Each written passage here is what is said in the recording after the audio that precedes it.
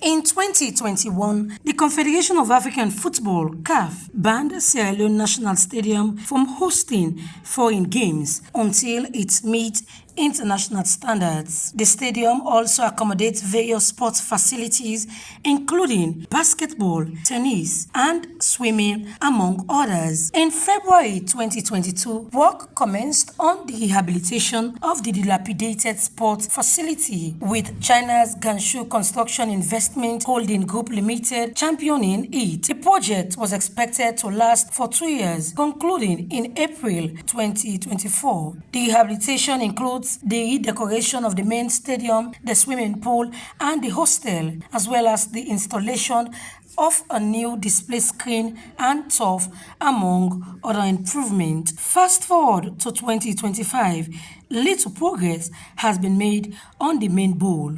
This is the main bowl of the Siaka Stevens Stadium. Since it was placed on the ban by FIFA and CAF, much has not been done at the main bowl, as you can see from the background. On the stands, plastic sheets are expected to be installed for it to be approved. 3 years later, what has caused the delay? The stadium was supposed to have been finished, but then we realized in the process that during the negotiations of the contract, they had left out a major component of it, which is the seats. Now, let me explain this process for Sierra Leoneans to understand. Getting money from a bilateral country is not like walking into Lumley Beach and picking up money. What it entails is we have realized that we don't have seats in the contract. The Chinese contractors have told us that seat will cost us X amount of money. We don't have it. So what we did, we sat with them, agreed with them. They did a proposal. Then we took that to the Ministry of Works. We agreed and we did quantification. Now, from quantification, the report was also brought back and assessed. The Chinese government sent in experts to assess everything, and we agreed. Now, we took that report to the Ministry of Foreign Affairs. Foreign Affairs has done a letter to the embassy. The embassy has sent it back to China. Now, in principle, the embassy had told the president of Sierra Leone that they would do it.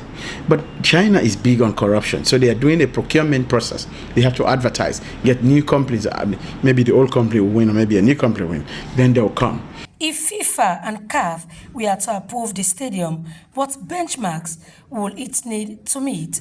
You must have some plastic seats, around the stadium. The stands, and of course the playing surface should also be good, and the competition areas should also be up to standard.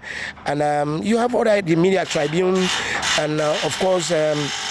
Other areas that are to be met, before they are qualified, before the stadium is qualified to host international matches. The government has had to spend billions of leones to host Leone Stars fixtures in neighboring countries, and the economic implications are concerning. So much economic implication involved, especially in the game of football. Why? Because this is a game that is going on almost all the time, and definitely they have the SLAFA has to go home and away playing, and FIFA has its rules and regulations, and as we speak now, the stadium hasn't got seats, so we cannot play our home matches here.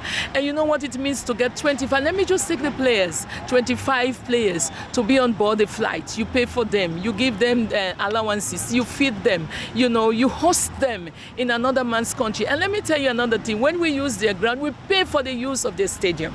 So you can imagine how much government is spending for our home matches. But if we have got our own stadium, that will be reduced, and that money will be used for further development. We can go to other regions and have stadium there again that will make us tap more of our potentials in sport. Meanwhile, the stadium practice field is undergoing a significant facelift. This is the Siaka Stevens Stadium practice field. For the first time in the history of Sierra Leone, a turf has been installed on the pitch. Installation of seats are on the way at the venue. Once completed, the practice field is expected to host the Sierra Leone Premier League and other sporting events. The stadium, constructed in 1979, has been in existence for over 40 years. Maria Samura, AYV Sports, Freetown.